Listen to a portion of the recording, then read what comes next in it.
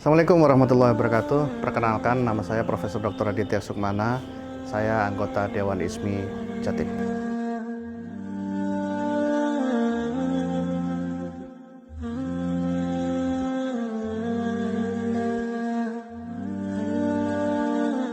Berbahagialah kita dengan agama Islam kita yang mengatur banyak hal. Termasuk salah satunya adalah perihal masalah konsumsi. Islam sangat mengatur perihal masalah konsumsi dengan dua konsep atau boleh jadi satu, yaitu halal dan thayyib. Dua hal, halal dan thayyib. Halal tentunya kita udah jelas, udah ngerti maksudnya bahwa tentunya makanan yang boleh dimakan. Babi tidak boleh dimakan, daging yang lain yang sesuai dengan syariah boleh kita makan.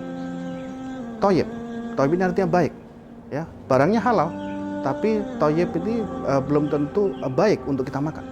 Contoh misalnya, anak-anak kecil, balita, ini adalah masa pertumbuhan. Ya. Balita ini sedang membutuhkan jenis daging yang berasal dari lemak. Bukan daging ya, dari lemak. Nah, lemak ini sangat dibutuhkan untuk pertumbuhan. Tapi apabila lemak itu dimakan oleh orang dewasa, itu tidak thayyib, walaupun barangnya adalah halal. Sehingga halal dan thayyib ini menjadi bagian yang penting ya untuk kemudian kita laksanakan. Ya.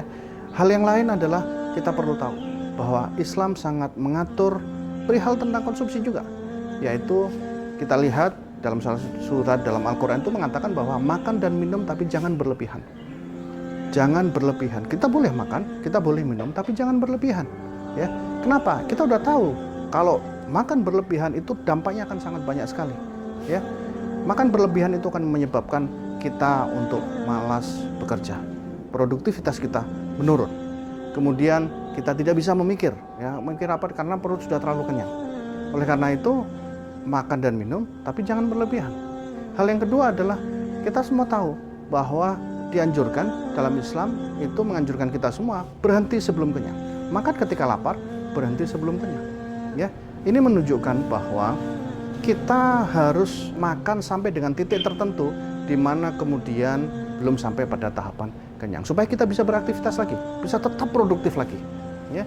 Kemudian ada lagi kita bicara tentang sepertiga makanan, sepertiga minuman, dan sepertiga kosong. Ya. Jadi dari sekian banyak arahan dalam Islam itu menunjukkan bahwa kita nggak bisa makan sembarangan, kita nggak bisa makan dengan kuantitas yang berlebih. Itu kenapa? Karena ini berhubungan dengan yang lain. Apa misalnya? Kalau kita rakus, kalau kita makan banyak, ya kita penuh ini ya, itu banyak orang kemudian rakus dan sebagainya, banyak permintaan tinggi sekali kepada masyarakat itu secara makro ya, kita tentu tahu bahwa ketika permintaan banyak maka harga akan naik. Tapi yang penting di sini adalah bagaimana kita bisa menjaga level konsumsi kita. Kita harus ingat, apalagi dalam bulan Ramadan ini. Bulan Ramadan ini bulan yang penuh berkah, bulan yang kemudian dianjurkan kita untuk banyak-banyak sedekah.